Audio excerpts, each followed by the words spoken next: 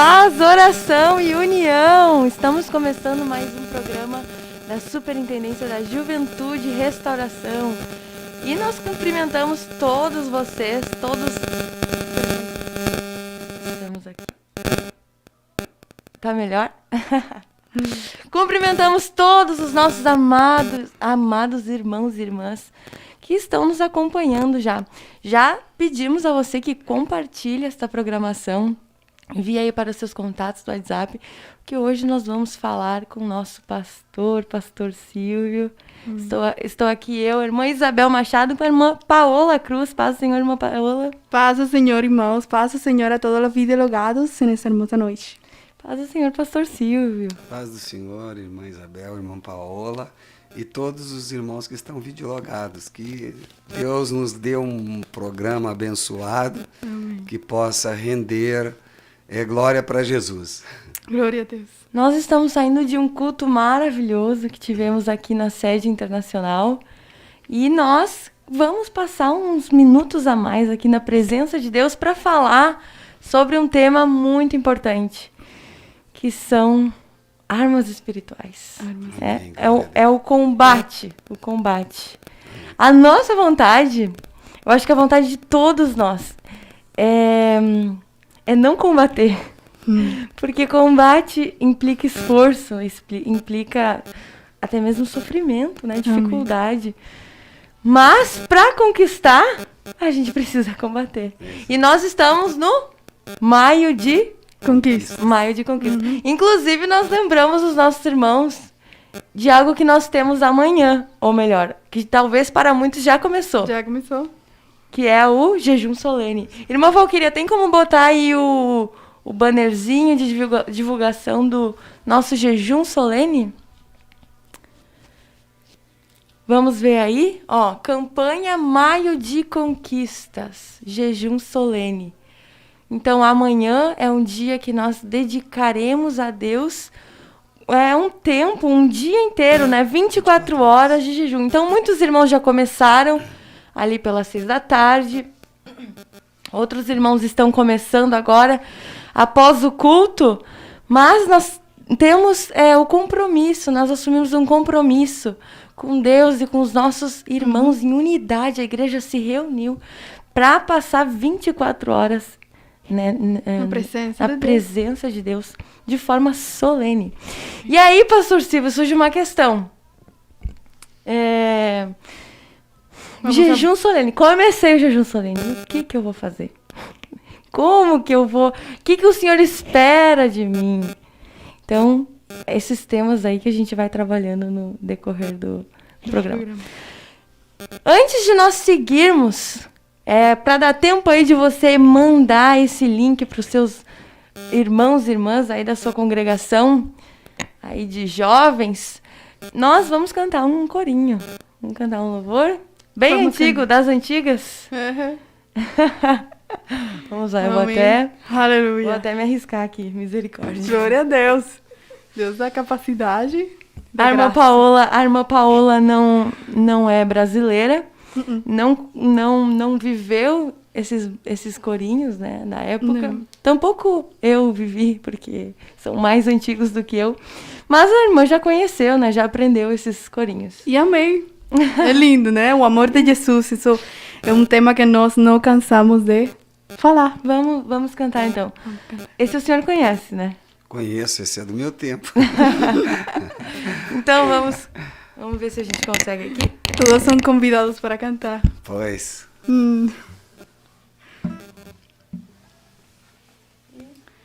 Aleluia.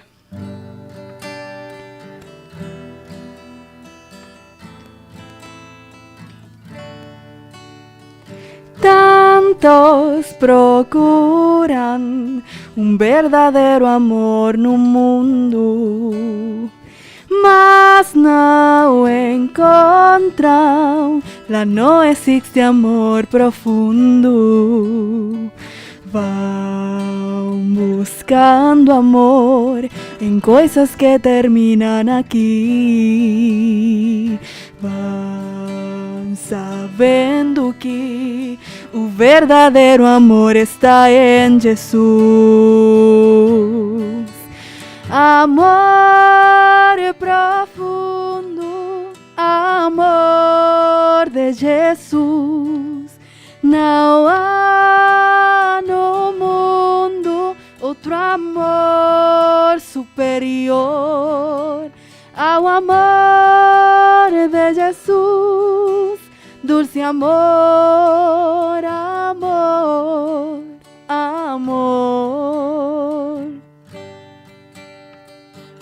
Aleluia.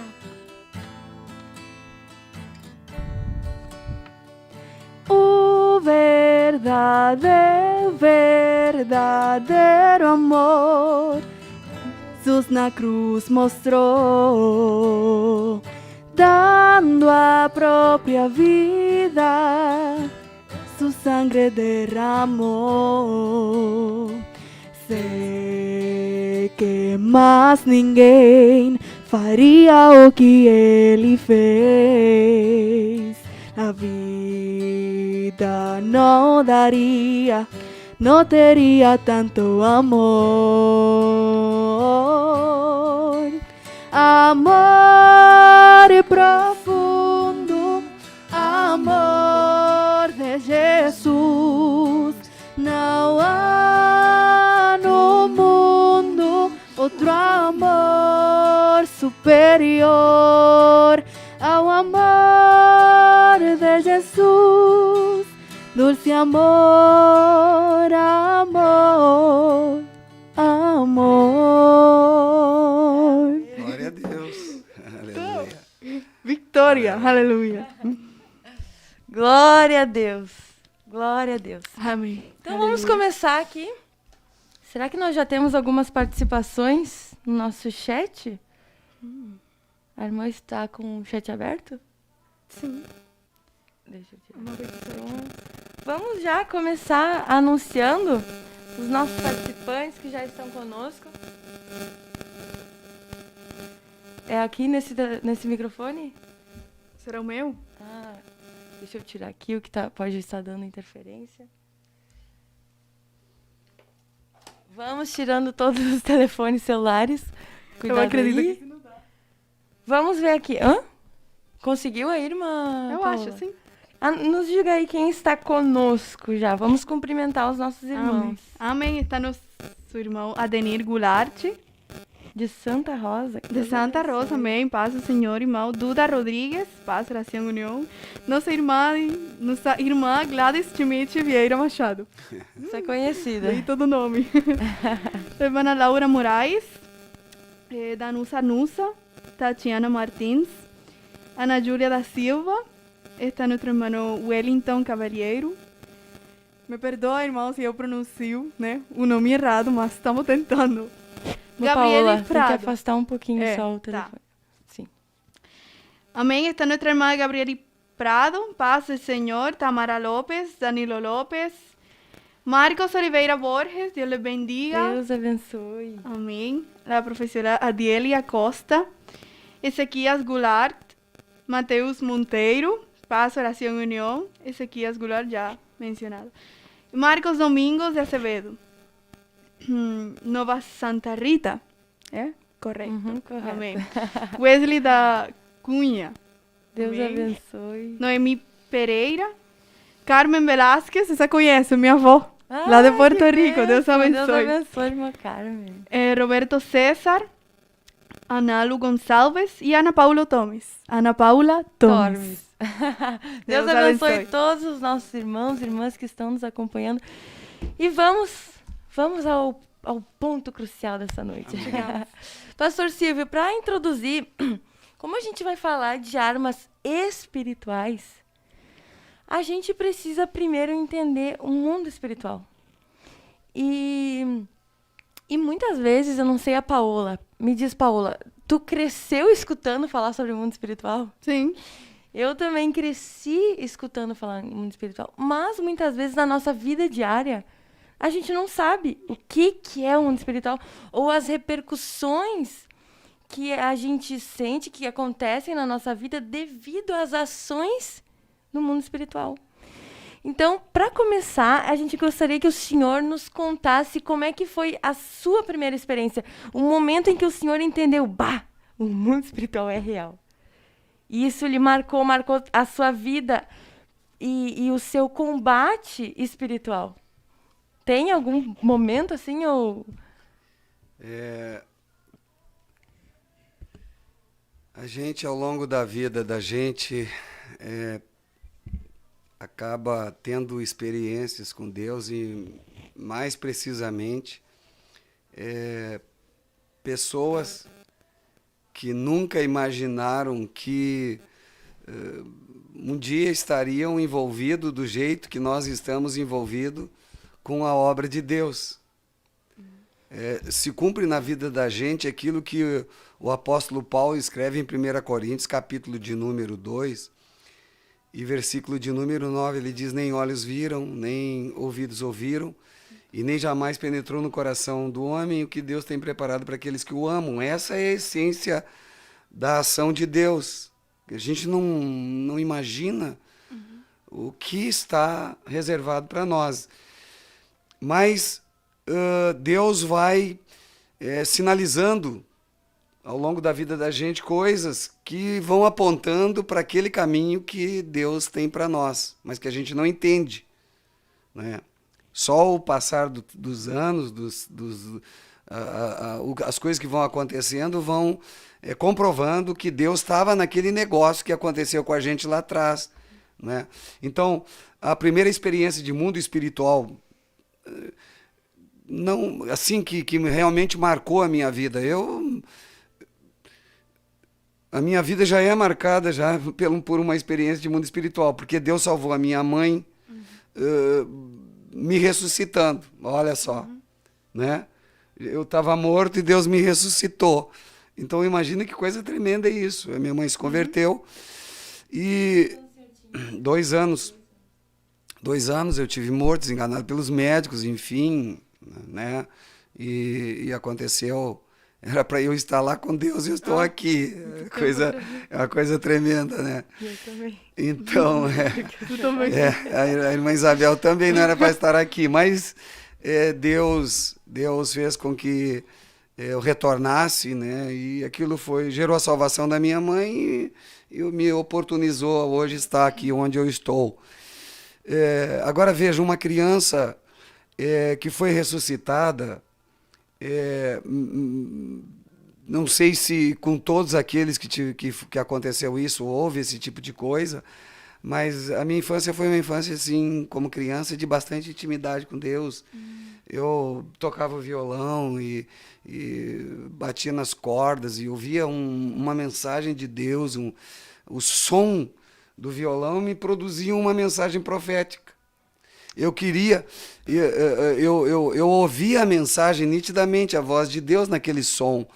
E eu dizia para minha mãe, eu tinha uns 8 anos, e eu dizia para a mãe assim: mãe, a senhora ouviu o que Deus falou? Claro que ela não ia ouvir, ela não tinha ouvido.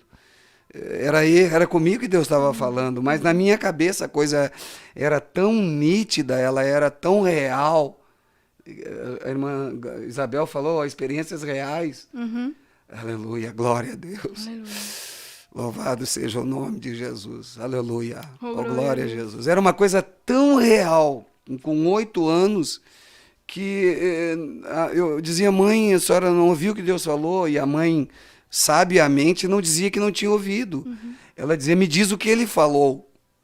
E eu insistia com ela: mas como que eu vou dizer uma coisa que ele falou aqui, eu ouvi? A senhora tinha que te ouvir, né? Tinha que ouvir também, né? Mas ela dizia: não, ela dizia: não, me diz. E aí eu dizia para ela aquilo que Deus falava comigo, bordando ali, tocando o violão, batendo nas cordas do violão. E assim outras experiências que foram reais. Houve um período assim... Eu participei de uma transição, infelizmente, da transição de uma igreja de doutrina, de santidade, de comprometimento com a palavra de Deus, para uma igreja mundana, que foi a igreja foi se mundanizando, a igreja que a gente pertencia antigamente, bem na minha fase da pré-adolescência para adolescência, para a juventude. Então, houve um período meio nebuloso, assim, em que eu fiquei meio que assim distante daquelas experiências com Deus, até que chegou os 21 anos. 21 anos, quando eu tinha 21 anos, aí eu tive uma experiência tremenda com Deus. Aí, na juventude, com 21 anos, numa igreja que já tinha se corrompido, ali já era quem tinha alguma tendência para a santidade, para que esses princípios que hoje Deus nos revelou, e está sendo aplicado na igreja, enfim, nas revistas, nos retiros, isso aí. Quem tinha aquele princípio antigo de alguns anos atrás, aí já estava excluído, já estava sendo rejeitado. E eu, como jovem, fui entrando assim, sem perceber, o sistema foi me capturando, né, me cooptando, mas Deus tinha um propósito com a minha vida, por isso que me ressuscitou, não era para eu ser um mundano, para eu... segundo os padrões do mundo. Né? Exatamente, viver segundo os padrões do mundo, distante dos princípios bíblicos, né, dos padrões, dos marcos antigos. Então, Deus foi me trazendo para uma experiência com Ele, jamais imaginava, porque o sistema ele é confortável, né, para um jovem. O sistema é confortável, porque você não precisa, como a irmã Isabel falou, a tendência da gente é não entrar na guerra. É melhor não entrar na guerra, porque quando a gente entra na guerra há riscos, e a gente tem que fazer força, e a gente tem que ter condições tanto de resistir, ou seja, a gente tem que ter armas de defesa, e a gente tem que também atacar. Não, né? A guerra ela gera risco, ela pode ferir, né? Ela exige uma atitude, ela exige perseverança, porque às vezes na guerra a impressão que dá é que tu está sendo derrotado, que o inimigo está avançando, né? E o inimigo às vezes ele cria uma expectativa de que ele está recuando, como aconteceu em 1812, né, na guerra de Napoleão lá contra a Rússia. Né? Então, os russos recuaram e o Napoleão, ao invés de avançar para conquistar a vitória, ele relaxou. E exatamente aquele espaço de tempo que ele se acomodou, porque achou que estava vencendo a guerra, o inimigo se reorganizou e quando ele viu, era tarde, não tinha mais como ele avançar, perdeu a guerra. Assim aconteceu também na Segunda Guerra Mundial, aí já com a União Soviética também, né? Eles eram para avançar e eles pararam, e aquela parada fez com que o inimigo se reorganizasse e uma vitória que estava certa foi perdida. Então, a guerra espiritual, ela é uma coisa muito significativa, e eu tive essa experiência com Deus com 21 anos. Foi quando eu orei, ouvi a voz de Deus, assim, nitidamente.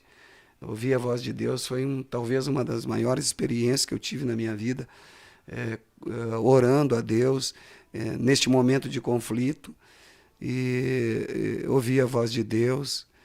Aleluia. Aos 21 anos. 21 anos.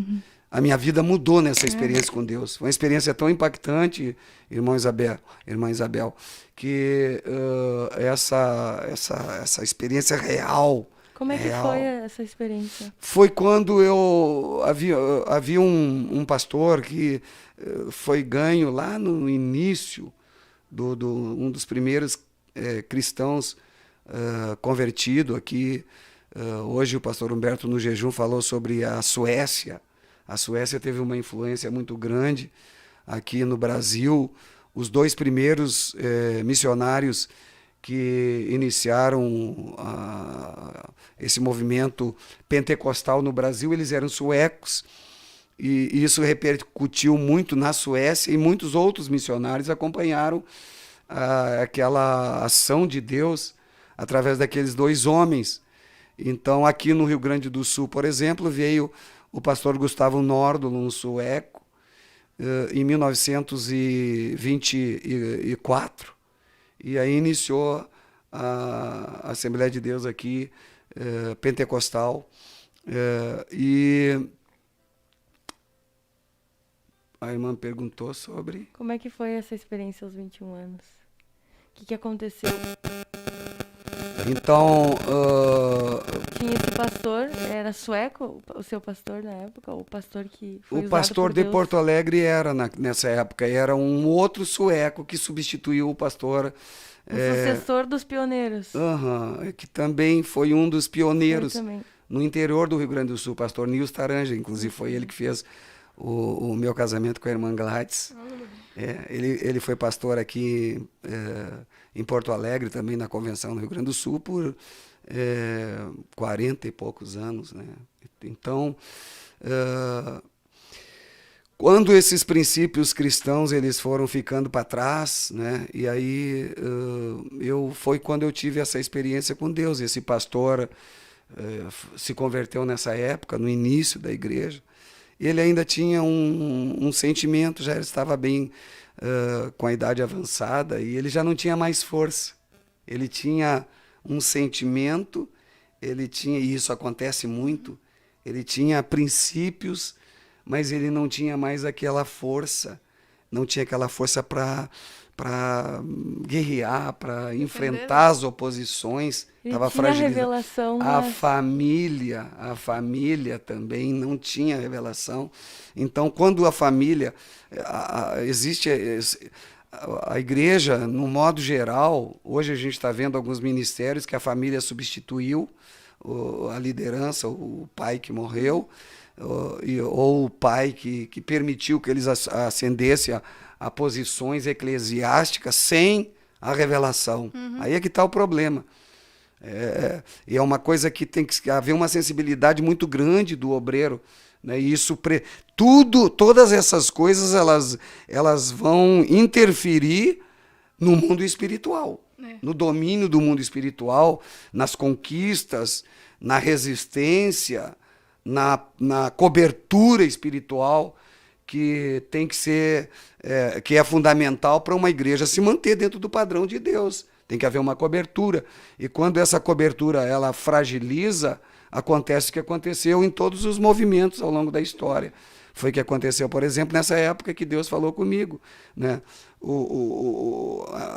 A família com aquela força que tem natural para interferir no pai, no pastor, que é o pai, ou que é o tio, que é o avô, ela acabou então prejudicando esse senhor, esse pastor. E aí ele me disse, me chamou no gabinete dele e disse assim: olha, eu quero que tu seja um obreiro. Mas como obreiro? Aquilo ali foi um choque para mim, porque eu estava confortável. Eu me criei numa igreja de santidade, de doutrina, estava numa igreja agora que não tinha os princípios, e de repente vem aquela frase, assim, aquela proposta: você vai ser um obreiro. Eu não entendi muito bem a minha reação e nem o que estava lá no interior, na minha alma, no meu coração. Como se alguma coisa me acordasse para algo que eu estava ignorando, né? A igreja como alguma coisa preciosa para Deus. E eu reagi imediatamente e disse: não, eu não quero ser obreiro, o senhor pode me descartar aí que eu não quero ser obreiro, né? E aí já fui virando as costas para ele e aí ele me gritou meu nome. Ele nem sabia, ele não conseguia falar meu nome direito, imagina, né?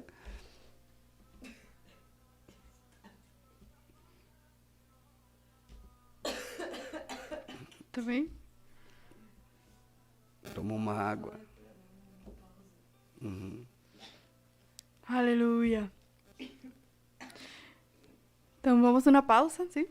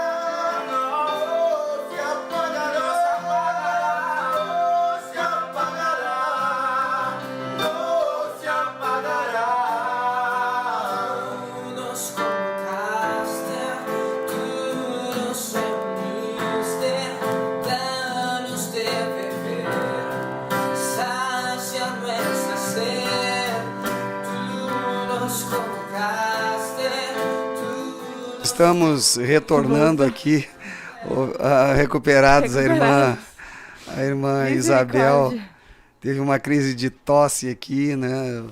Estávamos fechados aqui sem o ar-condicionado e aí o ambiente ficou bem saturado aqui. Ela teve uma crise, mas graças a Deus que recuperou, né, irmã Isabel? E nós estamos então retornando aqui para continuar essa programação. Então eu estava concluindo, estava dizendo que foi num momento assim bem conturbado, de muita insegurança, tanto para mim quanto em relação à igreja, que Deus usou aquele pastor para me dar um choque, né? E exatamente aquele convite gerou uma ação muito grande do Espírito Santo, e eu tive uma experiência real com Deus, né? Eu numa determinada terça-feira, isso eu me lembro exatamente com precisão, depois de um tempo assim, porque como eu recusei, recusei o convite, e ele não se rendeu à minha recusa. Ele fez uma pergunta para mim assim, quando eu já estava fora da oficina, fora do escritório dele, do pastor, do escritório pastoral, da sala pastoral. Ele disse assim para mim: se é Deus que está te chamando, né? E aquela frase ali me acompanhou durante muitas semanas, até que eu, para resolver essa questão daquela frase, imagina quando a gente põe um hino na cabeça, né? A gente ouve um hino e passa o dia inteiro cantando aquele hino, aí até as pessoas dizem: mas já tu tá de novo. Às vezes até a gente mesmo se incomoda. Estou eu aqui de novo cantando aquela mesma melodia, e passa um dia, passa 2 dias, e comigo foram semanas daquela frase, não foi um dia só que ficou aquele hino como se fosse um hino na minha mente. Foram semanas e semanas, e aquilo, ao invés de diminuir, ela aumentou. E aquilo foi uma ação de Deus, hoje eu entendo perfeitamente, para que eu tirasse um tempo a sós com Deus, irmã Isabel, e desse uma oportunidade para Deus, para o Espírito Santo, para ter uma experiência com Ele, e isso aconteceu. Então, nessa terça-feira, eu dobrei meus joelhos, depois de ter chegado do meu serviço, e eu fui falar com Deus na intenção de que eu ia resolver aquele problema. Eu ia tirar fazendo uma figuração, aquele hino da minha mente, da que estava me inquietando ao longo de semanas. E eu falei com Deus, dobrei meus joelhos e falei: Deus, essa frase que o pastor falou não tem nada a ver com o Senhor, não é um propósito que o Senhor tem com a minha vida. E aí dei um amém assim, e achei que está tudo resolvido. Olha só, eu estou de joelho, e aí eu começo a me levantar, né, depois de dar aquele amém na oração, e eu escutei nitidamente a voz de Deus, assim como as irmãs estão escutando, e como também os irmãos que estão videologados estão escutando. Eu escutei a voz de Deus que disse: não foi o homem que falou. Aleluia. Aleluia. Glória a Jesus. Sou eu que estou te chamando, eu tenho um propósito com a tua vida, sou eu que estou te chamando. Meu Deus do céu, foi uma coisa tão impactante, tão forte, tão poderosa, que assim como eu estava levantando, eu caí como morto, né? Pelo impacto daquele poder de Deus, daquela ação de Deus, eu caí assim. Eu fiquei alguns segundos, como alguém que desmaiou, não é? Então fiquei alguns segundos, e quando eu voltei, aí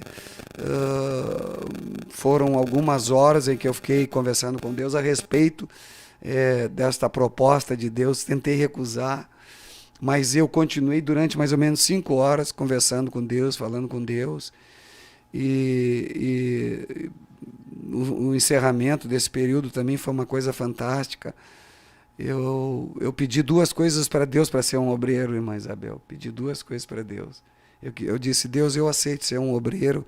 Eu tinha 21 anos, foi mais ou menos no mês de agosto de 1983. Agosto de 1983. Eu tinha 21 anos, e eu disse para Deus: eu aceito ser um obreiro, com 2 condições. A primeira é que eu apago para aquilo que me ensinaram e eu quero que o Senhor coloque no meu coração e na minha mente o que está no seu coração e na sua mente a respeito da sua palavra. Eu pedi e depois eu pedi que Deus então me provasse que tinha colocado no meu coração e na minha mente, que estava no coração dele e na mente dele. E Deus então me deu eu tive uma experiência naquele momento com Deus, irmã Paola. Uau, que bonito. Foi uma coisa tremenda de Deus. Então, ali você viu, né, realmente aquele peso, não só entender e saber que Deus estava chamando, mas o peso de responsabilidade que fez o Senhor. Não, eu vou fazer, se vou fazer algo para ti, vai ser direito, né? Vai ser do jeito que deveria ser. Que realmente isso que vamos falar nessa noite, porque sabemos que temos responsabilidade, temos algo em frente, temos uma batalha na que devemos entrar. Aleluia. Mas também tem uma responsabilidade, um jeito que Deus espera de cada um de nós, que nós exerçamos e batalhemos. Amém? Então, nossa irmã Isabel teve outro pequeno inconveniente, amém? Mas nós continuamos com este bloco nesta noite. Continuamos com o pastor. Amanhã, hoje, começa um jejum solene. O que você pode falar aos jovens, aleluia, acerca do jejum solene, né? Sim, o que acontece? O jejum, ele é uma coisa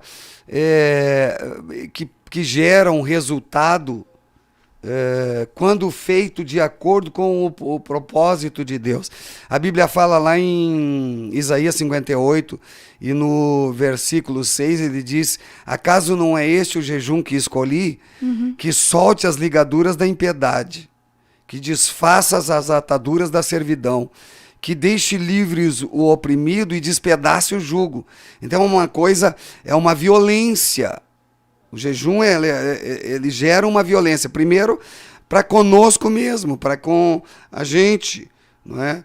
Porque o jejum, ele é uma violência. A maior vontade do ser humano é comer, né? E aí nós, quando entramos no jejum, a gente está colocando na prática, está praticando aquilo que Jesus condicionou para nós, para que a gente fosse seu discípulo, ou o seguisse. Ele diz lá em Marcos capítulo 8, versículo 32, 34, e também lá em Lucas 9, 23, ele diz assim, se alguém quiser vir após mim, dia a dia tome a sua cruz, negue-se a si mesmo e siga-me, né?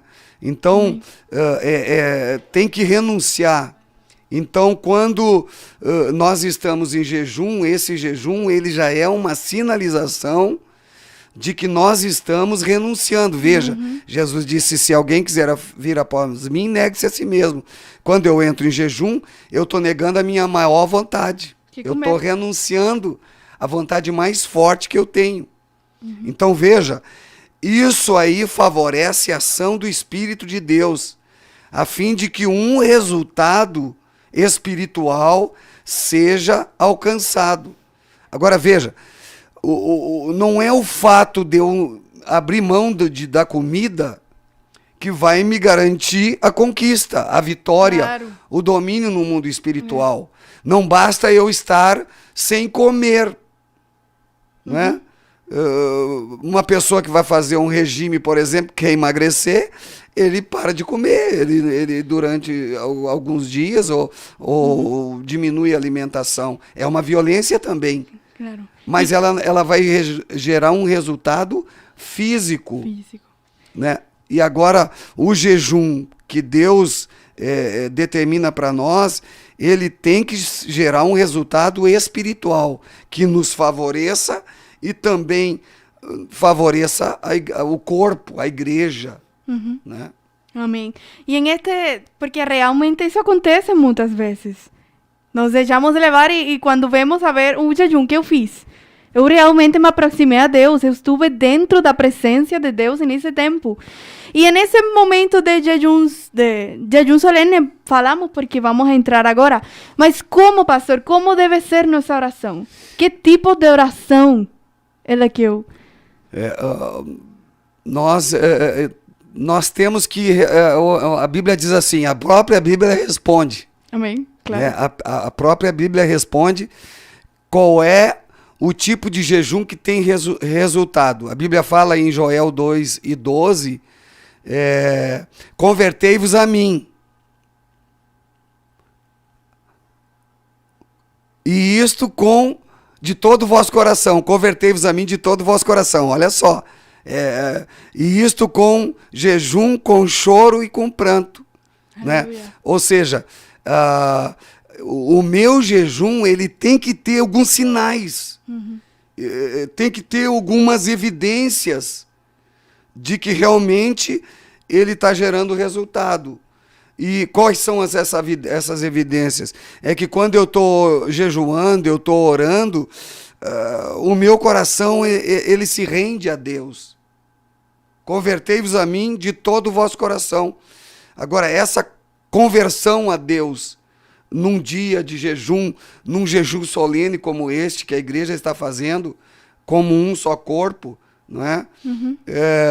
Ele tem que ser de todo o coração para ter resultado. Aleluia. Aleluia. Oh, glória a Deus. Aleluia. Então a gente tem que criar um ambiente, tem que buscar um ambiente que favoreça alcançar o resultado. Então, tem pessoas... O melhor ambiente que tem é o ambiente da igreja. É a igreja. Claro. A igreja é o melhor ambiente. Aleluia. Não é? Porque às vezes a pessoa ela vai para um culto, vai para a igreja, às vezes ela está com dificuldade de entrar no mundo espiritual, ela está com dificuldade de entrar na guerra, de combater, né? A pessoa está, ao invés de, ela está sentindo o impacto do inimigo contra. É como o Davi, quando ele ouviu o desafio do Golias, né?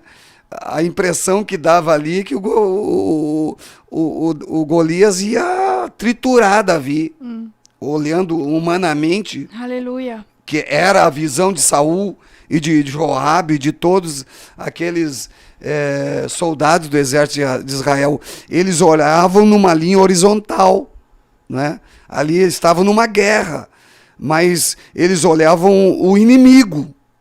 E o Golias era um inimigo invencível. Era um gigante, né? Então, olhando numa esfera horizontal humana, era impossível de vencer aquele Golias, aquele gigante, aquele guerreiro, não é? Qual era a tendência ali? A tendência é que Israel ia ser subjugada. Por que o Saul não foi? E Joabe e os demais valentes de Saul não foram? Porque eles imaginavam, se nós formos, nós vamos perder e Israel vai ser subjugada, vai se tornar escravo. Aleluia. Oh, glória a Deus. Por quê? Porque eles estavam olhando numa linha horizontal, era como alguém que estivesse fazendo um jejum, mas não tivesse envolvido com as coisas do mundo, fazendo coisas aqui da terra, não tirando tempo para Deus, não se envolvendo assim na oração de uma forma assim real. Né? Que realmente isso acontece então em nossas vidas se nós não nos posicionamos no mundo espiritual. Vamos a ser derrotados, vamos a ficar do lado perdendo as bênçãos que Deus tem, né? Perdendo esse domínio espiritual porque estamos amedrentados com o Golias que está em frente. Talvez nosso Golias, quem sabe, pode ser que eu não sei jejuar, eu não sei pregar, se eu começo a entrar dentro do mundo espiritual, me vão colocar a fazer coisas que eu não me atrevo. Mas quantas coisas perdemos e terminamos colocando-nos como o povo de Israel paralisado frente à ameaça que tinha o Golias. Mas então, pastor, nossa posição deve ser então como o David. Como o de Davi, exatamente. Que enfrentou. Enfrentou, mas enfrentou de que maneira? É aí que está o segredo. É claro. Amém. É aí que está o resultado. Não é? Ele já vinha com uma vida de intimidade com Deus.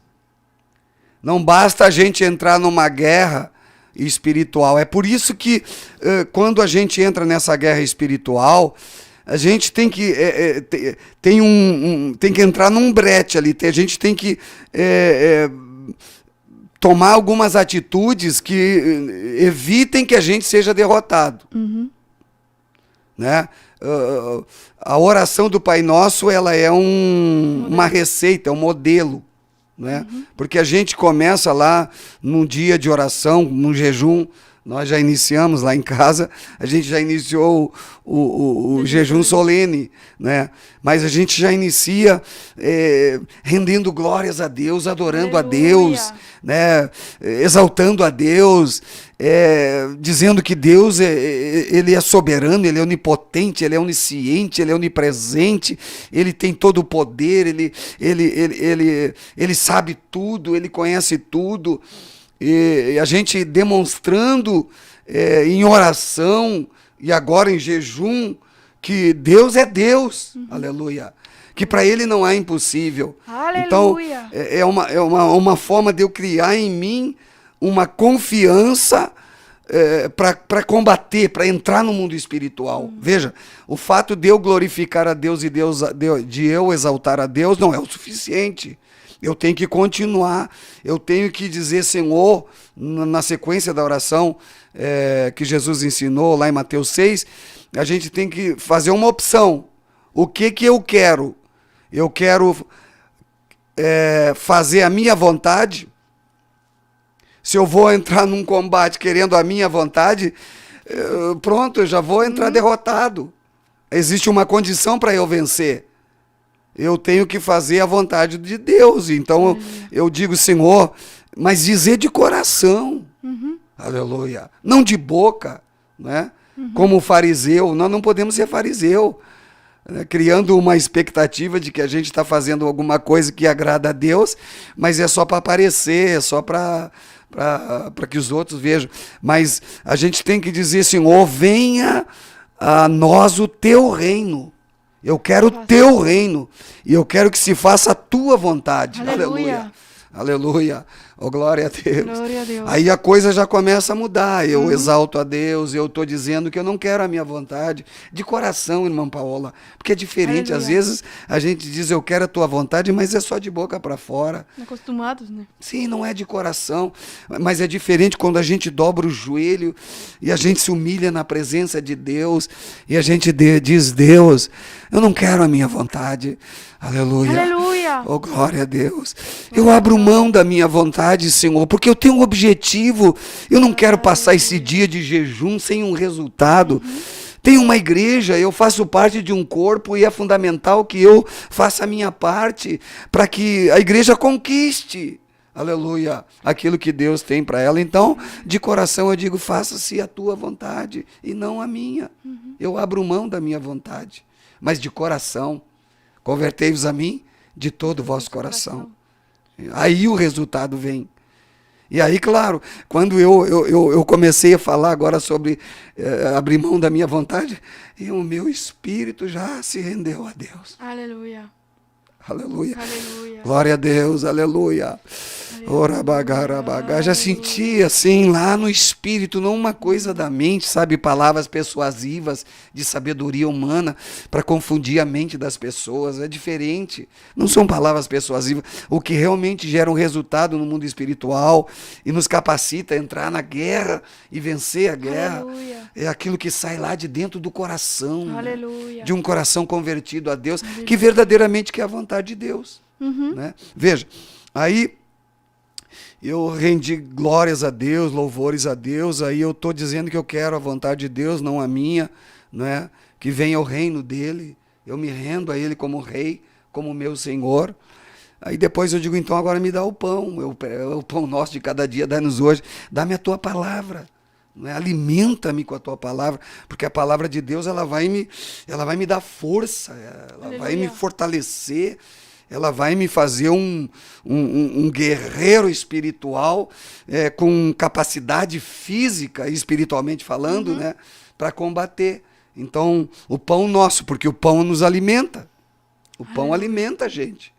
O pão faz a gente ter força. O pão, né, generalizando aqui o alimento humano, assim também precisa do alimento espiritual. Veja, aí depois que tu busca esse pão, esse alimento espiritual, aí tem mais uma fase na oração, que é fundamental para a gente alcançar o resultado no jejum e alcançar o resultado no combate no mundo espiritual. Qual é essa fase? É o de pedir perdão. Não tem como eu entrar num combate no mundo espiritual, combater, imagina, eu vou combater o inimigo, vou combater, pode ser até o próprio diabo, porque a Bíblia diz, sujeitai-vos a Deus, resistiu o diabo, e ele fugirá de vós. O próprio diabo pode tentar nos derrotar, como ele fez com Jesus. Agora, eu tenho que me sujeitar à palavra de Deus. Então, é fundamental, antes de entrar num combate no mundo espiritual, ou durante um período de jejum, que seja de um dia, ou de 24 horas, como esse jejum solene, ou num jejum de alguns dias, ou no jejum do Senhor, que eu peça perdão de coração. Né? Perdoa as minhas ofensas, perdoa os meus pecados, assim como eu perdoo aqueles que me devem. Não é só uma questão de eu pedir perdão dos meus pecados, a coisa é mais abrangente.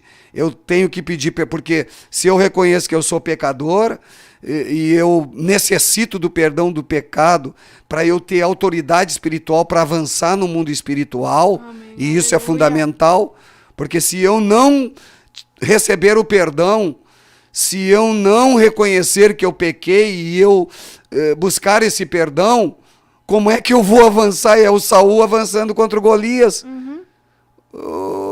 Tinha que ser alguém que tivesse o respaldo espiritual, a proteção, a cobertura de Deus para derrotar um gigante espiritual. Aleluia. Glória a Deus. E então... esse pedido de perdão, que também está condicionado ao fato de eu perdoar, porque eu tenho que perdoar também. Não adianta eu pedir perdão, tudo bem, o Senhor me perdoou, mas eu estou ali amarrado porque eu não perdoei alguém que falhou comigo. Né? Aí também vai gerar um problema, eu vou avançar contra o Golias e não vou alcançar o resultado.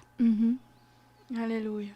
Amém? Então, está essa oração, assim nós começamos a jogar todas nas mãos de Deus, limpar-nos. E mais, pastor, quando venimos a falar de uma oração de guerra, porque queremos, estamos combatendo contra o mesmo diabo e o sistema do mundo, mas não para ter um efeito assim no mundo espiritual e orar com... Se me fugiu a palavra. Mas a oração de guerra, amém? Sim, o que acontece? Bom, depois, essa é a primeira fase. É como um soldado que vai para um quartel e ele é preparado. Ele é ensinado preparado fisicamente para combater, ele é preparado emocionalmente para a guerra, ele é preparado também na questão do domínio da arma, das armas. Porque um soldado, para ir para a guerra, ele precisa de armas. E ele tem que ter domínio, não basta tu ter uma arma, mas não saber utilizar a arma. Exato. Tu tem que saber utilizar a arma. E tu tem que saber o que fazer nas diversas dificuldades que a guerra te proporciona. É isso que um militar aprende no exército, na marinha, na aeronáutica. Então, o que acontece? A primeira fase é a fase na unidade militar, né, do preparo. Né? Depois que tu está preparado, que tu tem a força física, tu tem o conhecimento, que tu sabe que tu aprende a ser submisso, sujeito. Um dos princípios do militar é a da hierarquia, princípio militar, e da disciplina. Então, da submissão. O militar ele tem no sangue. É fundamental que ele obedeça ao seu superior, o seu líder. Assim também é o homem espiritual, o soldado espiritual. Ele tem que se sujeitar à palavra, ele tem que se sujeitar a Deus. Aleluia. Glória a Deus. Quem foi que fez com que Davi enfrentasse o Golias? Não foi uma coisa dele. Quando o pai dele chamou ele lá, o Jessé chamou e disse de uma maneira humana, sem saber que verdadeiramente aquela proposta que ele está fazendo para o Davi, ou aquela orientação que ele estava dando ao Davi, não era o de ver o que estava acontecendo, porque o Jessé chamou e disse, olha, eu quero saber como é que estão os teus irmãos, como é que está o rei Saul, preparou lá um alimento, né, e disse, tu leva isso aqui para o Saul, leva isso aqui para os teus irmãos, e vê como é que eles estão. Na mente do Jessé, aquela era a missão de Davi. E Davi saiu com aquele entendimento ali.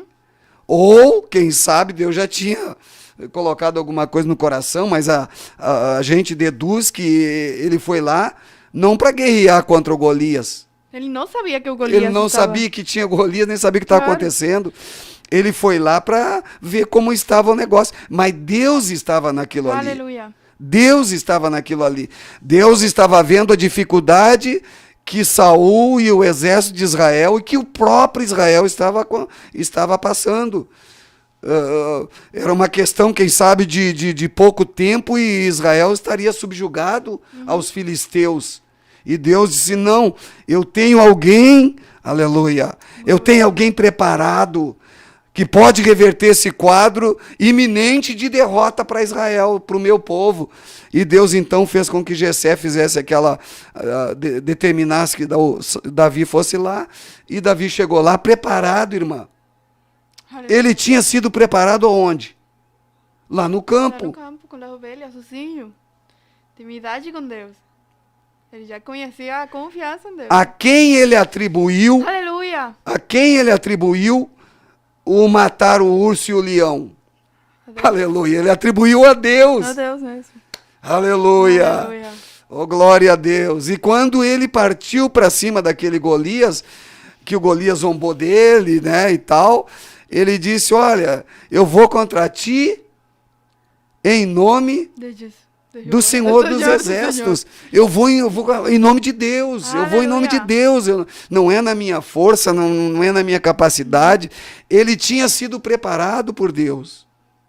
E exatamente isso que acontece. Nós temos que nos preparar numa primeira fase de humilhação, de adoração a Deus, de abrir mão da nossa vontade, de pedir perdão e perdoar. Aleluia. E depois essa segunda fase, que é a fase do ataque, a fase de guerra. Eu estou com autoridade espiritual, eu tenho preparo espiritual, né? Aquilo que Jesus disse, né, para os discípulos, olha, aí vem o príncipe deste mundo. Aleluia. Aí vem Satanás, né? Lá atrás, lá nessa analogia que a gente está fazendo, aí vem o Golias. Mas ele não tem nada em mim, aleluia. Glória a Deus. Não tem nada em mim. Jesus disse, ele não tem nada em mim. Ele não tem como me atingir. Ele não tem como impedir que eu conquiste aquilo pelo qual aleluia, Deus me trouxe aqui. Deus levou Davi não para dar a comida lá especial para o rei Saul e para os irmãos dele, ou para saber o que estava acontecendo lá. Deus levou o Davi para derrotar o Golias. Aleluia. E que a comunhão que já Davi tinha, na capacidade que Deus deu para ele, aleluia, fez ele entender. Porque me imagino que no momento ele entendeu, eu me vou levantar aqui com tudo, porque eu sei que Deus está comigo. Ele não fala que ele teve que orar e pedir a Deus, ele já sabia a posição que ele tinha que tomar, que era em contra daquilo que se está levantando contra o povo de Deus. Aleluia, e assim é nossa posição em nossa vida. Mas, pastor, quando nos encontramos um momento, talvez, em nossa vida tão valiente, que nós sentimos que temos força para fazer essa oração de guerra e unir-nos ao todo o povo, toda a igreja, em essa batalha espiritual, qual deve ser nossa posição? O que acontece? Quando a gente parte para o ataque, o nosso espírito, a nossa convicção, a nossa mente, ela tem que estar focada em Deus. Nós temos que avançar no mundo espiritual vazio de nós, olhando não numa esfera horizontal, mas numa esfera vertical, olhando para Deus. É por isso que o apóstolo Paulo fala em Colossenses capítulo 3, ele diz, ó, portanto, se já ressuscitaste com Cristo, buscai as coisas lá do alto, onde Cristo está sentado à direita do Pai, à direita de Deus. Pensai nas coisas que são lá do alto e não nas coisas que são aqui da terra, porque morreste e a vossa vida está escondida juntamente com Cristo em Deus. Olha só, nós estamos escondidos juntamente com Cristo em Deus. Nós podemos ver o inimigo num campo de batalha. Agora, olha que coisa tremenda. Nós podemos ver o inimigo num campo de batalha, mas ele não consegue nos enxergar. Glória a Deus. Aleluia. Mas para que isso aconteça, a gente tem que buscar as coisas lá de cima, pensar nas coisas lá de cima e apegado à palavra, avançar contra o inimigo. Eu tenho muito forte no meu espírito, no meu coração, essa revelação de guerra espiritual. A Bíblia fala, Jesus, quando ele fala aos discípulos, em Lucas, no capítulo 10 e no versículo 19, ele diz assim, ó, eu vos dei autoridade para pisar de serpentes e escorpiões, e ele diz sobre todo o poder do inimigo. Isso é uma coisa de louco, isso é uma loucura. Jesus disse, eu dei autoridade para vocês pisarem sobre todo o poder do inimigo, e esse todo o poder do inimigo inclui o diabo, inclui Satanás. E ele diz mais uma coisa que é para a gente não duvidar daquilo que ele está dizendo. Ele diz, e nada absolutamente vos causará dano. Por que nada vai causar dano para nós? Porque nós estamos escondidos juntamente com ele. Aleluia. Agora veja, então a minha oração tem que ser uma oração de convicção. Eu tenho que partir nessa dimensão espiritual. A gente tem, quando está orando, quando está jejuando, tu precisa ter uma convicção que tu sai dessa dimensão humana, dessa dimensão natural, dessas coisas que envolvem dificuldade de relacionamento com pessoas, dificuldade na busca pela solução de uma enfermidade, dificuldades humanas que se apresentam como impossibilidades. O câncer, por exemplo, ele é uma coisa que toca pavor nas pessoas. Esse coronavírus, o maior problema do coronavírus é o ataque na mente das pessoas. As pessoas se rendem e acham que vão morrer, não é? Então, por quê? Porque elas se olhar nessa dimensão humana, terrena, você vai ver, olha, vai acontecer comigo o que está acontecendo com os outros. Eu não vou vencer o Golias. Eu sou bem menor do que ele, ele é um campeão, eu não tenho como vencê-lo.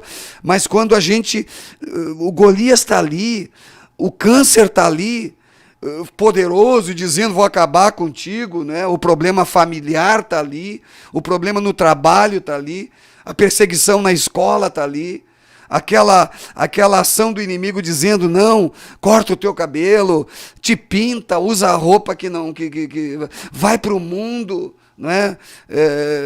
Vai jogar futebol e tantas outras coisas, aquela pressão, né? Do mundo para te atrair, para te distanciar de Deus. Tá lá aquele gigante dizendo, vem, eu vou te derrotar, eu vou te destruir. E você então não olha para isso tudo, você tira o olhar daquilo ali, olha para Deus, olha para Jesus e diz, Jesus, esse gigante, essa força maligna quer destruir minha vida, quer destruir minha família, quer destruir a igreja. Tem uma barreira que impede as pessoas de serem salvas. Eu estou com dificuldade de ter intimidade contigo, Senhor. Eu estou com dificuldade de sentir tua presença. Eu estou lutando interiormente. Aí você olha, você fala com Deus. Você deixa esse problema natural, essas dificuldades aqui nessa linha horizontal. E você diz, Senhor, é contigo. E você parte para a guerra, como Davi partiu. Você parte para o combate como Davi partiu. Aleluia. Mas tem que partir certo de que eu vou te matar, eu vou arrancar a tua cabeça. Aleluia. Aleluia. Oh, glória a Deus. Aleluia. E o resultado vai vir, irmã. Vem, não porque nós merecemos ou porque nós temos capacidade, é porque Deus precisava de Davi. E assim como hoje a juventude, as irmãs que estão aqui, aquele que está em casa, é um Davi que Deus está confiando. Deus nos trouxe para esse campo de batalha, né? Assim como Deus usou Jessé para mandar o Davi para onde lá estava o exército de Israel, Deus também atraiu os irmãos de Porto Rico para esse campo de batalha. Aleluia. Os irmãos aqui do Brasil, da Argentina, do Uruguai, do Paraguai, dos Estados Unidos, da Inglaterra, de Portugal, da Alemanha, da Itália, da África, da Índia, do Nepal. Deus atraiu como Davi, diz, vai para lá. E agora Deus diz, agora tu vai enfrentar o gigante. É isso que vai acontecer nesse jejum solene. E que aunque estamos lejos, pastor, né? Talvez nem conhecemos uns dos outros, mas é só um campo de batalha, ali no mundo espiritual. E tem que ir com fé. Em nome de Jesus, né? Eu estou aqui com a autoridade de Deus e em nome de Jesus eu destruo o teu plano. É guerra. Aleluia. Não temer. É o Davi. Nós temos que fazer esse jejum solene como Davi, avançando numa guerra real. A guerra é real, não é uma ficção. Aleluia. Não é uma ilusão, não é uma coisa da mente natural. A guerra que Jesus nos chamou é real.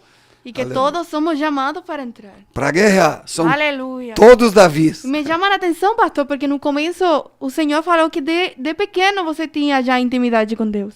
Então, para Deus não há limite. Para Deus não disse, tu não, porque já é pequeno. Não, todos podemos adentrar-nos assim. Todos podemos ter essa intimidade com Deus. Então, está de nós agarrar e com fé ir em contra do Golias. Aleluia. Para adquirir a vitória. Amém? Então, já o tempo se acabou. Cumprimentamos a todos nossos irmãos, agradecemos. Aleluia. Esperamos que Deus haya falado a sua vida como falou a nossa. E pedir a Deus cada dia para que nos dê a convicção necessária para nós adentrarnos e batalhar todos juntos nesta batalha espiritual para favor da igreja e estar pronto para quando Jesus venha. Então, pastor, se você podia fazer ali uma oração por todos nós. Vamos fazer uma oração, então, em nome de Jesus, e Deus vai dar vitória neste momento. Senhor Deus, estamos aqui, Senhor, nessa ação sobrenatural do Teu Espírito, entrando neste mundo espiritual. Aleluia, Senhor, o Senhor nos chamou como chamou Davi. Aleluia, cada um de nós, Senhor, para uma guerra, para uma batalha, para, Senhor, avançarmos contra tudo aquilo que se opõe à Tua vontade. Aleluia, o inimigo quer subjugar, assim como os filisteus queriam subjugar, Senhor, Israel. O inimigo quer subjugar, Senhor, a nossa vida espiritual. Quer, Senhor, destruir a nossa saúde, nos levar cativos, Senhor, para um cativeiro, Senhor, da enfermidade. O inimigo quer, Senhor, nos afastar dessa comunhão com o Senhor, meu Deus. Aleluia. O inimigo procura de todas as formas nos envolver com o sistema. Aleluia. Mas nós estamos aqui em nome de Jesus, Senhor, destruindo toda a obra do diabo, a autoridade que o Senhor nos deu, as armas espirituais que o Senhor tem nos dado, a oração, Senhor, o jejum, aleluia, essa entrega, Senhor, aleluia, com confiança, aleluia, na pessoa de Jesus Cristo, no seu nome e no seu poder, que gera milagres, Senhor. Nós destruímos toda a obra do inimigo, Senhor, aleluia, aquele que está enfermo que seja curado, aquele que está numa batalha, numa guerra, Senhor, espiritual, se sentindo fraco, que seja fortificado, aleluia, em nome de Jesus, nós ministramos vitória, nós estamos neste maio de conquista, ainda temos esse dia de hoje e o dia de amanhã, em nome de Jesus, Senhor, temos segunda-feira, há muitas coisas para serem conquistadas, aleluia, vitórias para serem conquistadas, há domínio no mundo espiritual para serem conquistados, em nome de Jesus e para a glória de Jesus, nós agradecemos pela conquista. Amém e amém. Amém. Aleluia. Saludamos a todos com paz, oração e união. Deus abençoe.